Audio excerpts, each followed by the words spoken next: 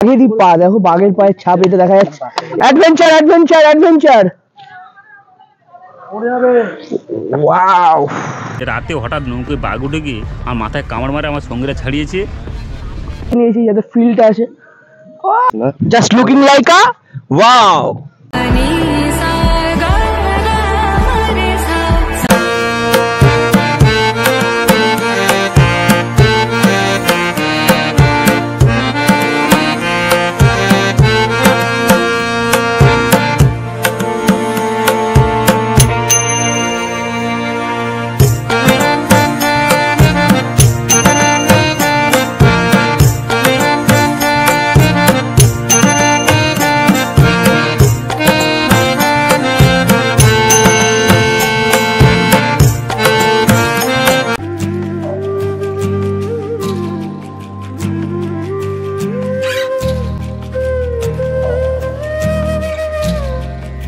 তো hello everyone, সবাইকে নতুন আরো একটা ভিডিওতে স্বাগত জানাচ্ছি। আজ হচ্ছে সুন্দরবনের লাস্ট ডে, অর্থাৎ আমাদেরও লাস্ট ট্রিপ যেটা বলতেই পারো। তো আজ আমরা ফিরে যাবো। তো আজ শেষের দিনে তোমাদের সামনে যেগুলো তুলে ধরছি সেটা হচ্ছে আমাদের যে ট্রাভেলস, তারা আমাদের হচ্ছে সুন্দরবনের ভেতরকার মানে অর্থাৎ বাঘ ছাড়াও যে সুন্দরবনের লোকালয়ের যে মানুষজনের যে আর কি বসবাস বা গ্রাম্য যে পরিবেশগুলো বা সুন্দর সুন্দর যে জায়গাগুলো সেগুলো ভিজিট করাচ্ছে। তো আমি সেগুলোই তোমাদের সামনে আজকে তুলে ধরবো। যারা চ্যানেল নতুন আছে অবশ্যই কিন্তু চ্যানেলটাকে সাবস্ক্রাইব করে দিও, যাতে এরকম নতুন নতুন ট্রাভেল ব্লগ বা অন্যান্য ভ্লগগুলো তোমরা দেখতে পারো। আর হ্যাঁ, যারা পার্ট 1 বা পার্ট 2 দেখতে পারো নি, চ্যানেলের ডেসক্রিপশনে লিঙ্ক দেওয়া আছে, তোমরা অবশ্যই গিয়ে সেটা চেক আউট করে নিও যাতে তোমরা সেই ভিডিওগুলো দেখতে পাও। তো চলো স্টার্ট।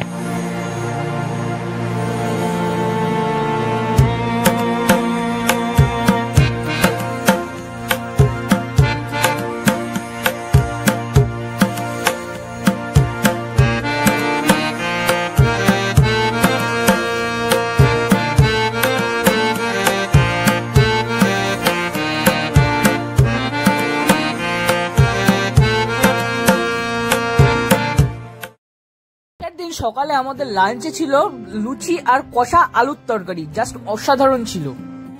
সকালের খাওয়া দাওয়া শেষে আমরা সকলে মিলে, আমাদের গ্রুপে যতদিন ছিল সবাই মিলে বেরিয়ে পড়েছিলাম সুন্দরবনের এই সৌন্দর্যময় প্রকৃতিকে উপভোগ করার জন্য। মানে পুরো পরিবেশটা অসাধারণ, একটা স্নিগ্ধ একটা বাতাস বইছিল, যেখানে পুরো অসাধারণ একটা প্রকৃতি ছিল এই সুন্দরবনের জঙ্গলগুলোতে। আর তার মাঝে মাঝে এই জঙ্গলের মাঝে মাঝে অনেক জলাশয় যেগুলো নদীর রূপ পেয়েছে, এগুলোও ছিল এখানকার। আপনারা যদি সুন্দরবনের এই ছোট ছোট জলাশয়গুলোতে নৌকা চড়তে চান তাহলে অবশ্যই আপনারা আপনাদের গাইডের সাথে যোগাযোগ করতে পারেন। তারা তাদের মালিকদের সাথে কিছু অল্প মূল্যের মাধ্যমে এইগুলোকে উপভোগ করাতে পারে আপনাদের।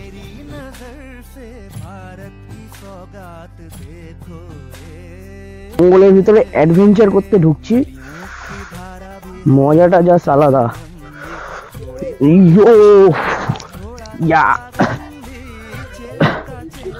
জল ভাই, slip slip area. Adventure adventure adventure. Wow!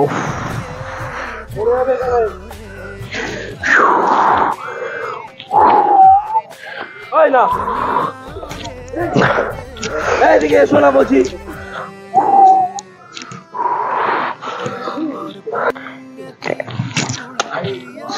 প্রচুর কাদা, প্রচুর কাদা। এ পড়িস না কেউ, প্রচুর কাদা।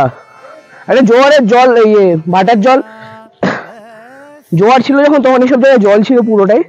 এই যে সাইডটা দেখতে পারো, এখনো জল দেখা যাচ্ছে। এই সাইডটা শুকিয়ে গেছে, এখন ভাটার জন্য এখানে রাস্তা বেরিয়ে এসছে। তো আমরা এখন নদীর দিকে যাচ্ছি, দেখতে পাচ্ছ সামনে বহুত ডিপ একটা জায়গা, পুরো একটা ছোট্ট একটা অ্যাডভেঞ্চার টাইপ হয়ে গেল সাইড। ও ফাক, আমি নিজেই পড়ে যাচ্ছিলাম মানে অ্যাডভেঞ্চার করতে এসে। আমাদের এখানে একটা বাদর নাচছে, আবার বাদর দেখা পেয়েছি। এই এক ছোট বাদর নাচানাচি করছে জলের মাঝখানে। এখন ভাটার টাইম যেহেতু, সেই জন্য এখানে জলটা নেই। আমাদের আর কিছু বাদরগুলো আসছে এখান দিয়ে। জাস্ট অসাধারণ ছিল এই ছোট্ট অ্যাডভেঞ্চারটা, সব লাইন দিয়ে আসছে এক এক করে। সামনে জল, এখানে এটা লোকাল হয়, মাঝে মাঝে যে বাঘগুলো আছে মনে হচ্ছে এটা বাঘেরই পা, দেখো বাঘের পায়ের ছাপ এটা দেখা যাচ্ছে, এই হয়তো এখান দিয়ে পুরো এসছে বাঘ, কিন্তু তারপরে আমরা সেই বাঘটাকে দেখতে পেলাম, আর এই হচ্ছে সেই আমাদের বাঘটা, এই বাঘটার পায়ে আমরা দেখতে পাচ্ছি এখানে। সুন্দরবনের গ্রামের মাঝখানে হাঁটতে হাঁটতে হঠাৎ এই কাকুর সাথে দেখা। এই কাকুর বছরখানেক আগে বাঘের আক্রমণ করেছিল কাকুকে, যার জন্য কাকুর অনেক টাকা খরচা হয়ে যায়। চলো কাকুর মুখ থেকে এই কাকুর পুরো বিষয়টা আমরা শুনি। মৎস্যজীবী সুন্দরবনে মাছ ধরতে যাই আমরা 8 দিনের জন্য, খাবার জল বরফ স্টোরে মাছ রেখে 8 দিনের জন্য বাণিজ্য মাছ সুন্দরবনে মাছ ধরতে যাই, 5 জন করে যাই। 7 দিন হয়ে 7 দিনের দিন রাতে হঠাৎ নৌকোয় বাঘ উঠে গিয়ে আমি ঘুমাচ্ছিলাম, আমি যখন তাকিয়ে দেখি না বাঘ, আমি বাঘের পেটের তলে আমি শুয়ে আছি, যখন তাকিয়ে দেখি বাঘের আমি নিচে শুয়ে আছি, তখন আমি কি মনে হয় যে বাঘকে পাঁজা করে ধরেছি, তখনই কামড় মেরে দিয়েছে মাথায়, আমার মাথায় কামড় মারে আমার সঙ্গীরা ছাড়িয়েছে। হয়তো তোমরা বুঝতে পারছো এই কাকুর কথা শুনে সুন্দরবনে যারা বসবাস করে তারা নিজের জীবনটাকে কতটা ঝুঁকি নিয়ে জঙ্গলে কাঠ আনতে বা মাছ চাষের জন্য যায়। আমরা সবেমাত্র অ্যাডভেঞ্চার করে ফিরলাম। ভাই অ্যাডভেঞ্চার কেমন লাগলো? অসাধারণ অসাধারণ। আমরা জাস্ট আমরা নৌকাতে যখন কালকে যাচ্ছিলাম আমরা দেখছিলাম আর বলছিলাম যে না নদী এই দিক থেকে ওদিক থেকে বেঁকে গিয়েছে, তো সেরকম একটা জায়গায় আমরা এসেছিলাম, মানে মাঝখান থেকে জঙ্গল আর জঙ্গলের মাঝখান থেকে একদম নিচের দিয়ে নদী গিয়েছে, একদম সেরকম জঙ্গলের মধ্যে দাঁড়িয়েছিলাম। এবং আমাদের গাইডের কাছে এটাও শুনলাম যে জঙ্গলে বাঘ মাঝে মাঝে আসে ঠিক, কিন্তু কুমির এইখানেও থাকতে পারে। তাই আমরা অনেক রিস্ক নিয়ে গিয়েছিলাম, যদিও কুমিরের কোনো দেখাও পাইনি বা প্রমাণ পাইনি, বাট ছিল একটা অ্যাডভেঞ্চার।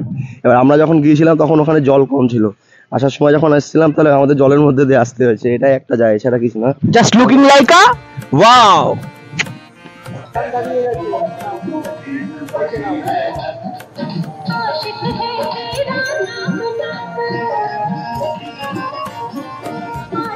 একদম এক সাইড নদী, এক সাইডে আর কি বসবাস, যেটা মাঝখান থেকে একটা সরু রাস্তা, সেখানে আমরা সব রেল ট্রেনের মতন আর কি পর পর হেঁটে যাচ্ছি লাইন দিয়ে, সব লাইন দিয়ে হেঁটে হেঁটে যাচ্ছি, সাথে একটা মিউজিক চালিয়ে নিয়েছি যাতে ফিলটা আসে।